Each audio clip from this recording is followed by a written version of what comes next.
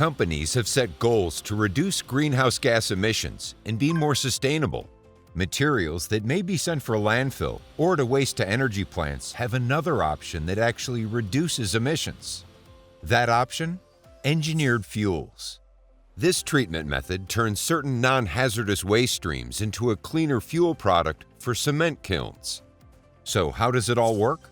It starts with the Waste Information Profile, or WIP.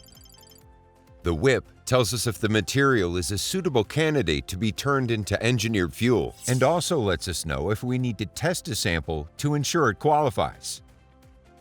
Many items that are non-hazardous and with a BTU value above 5,000 could be eligible.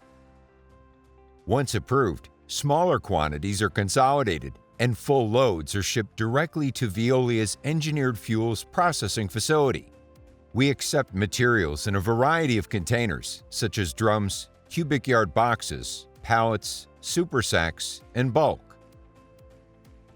Once we receive the shipment, we conduct a thorough screening for contaminants. During shredding, we monitor the material for issues like rising temperatures, excess free liquids, or other factors that could impact the quality of the final product. Once shredding and blending are complete, the waste stream is ready to be reused as a fuel product. And unlike waste-to-energy plants, ash generated is reintroduced into the cement manufacturing process instead of being sent to a landfill. We send our final batches to cement kilns, where they can replace coal and natural gas in the cement production process for a cleaner cement. The final result?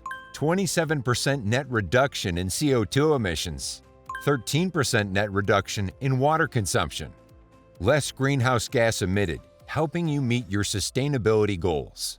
Follow Veolia North America and stay tuned to how we sustainably manage waste in America.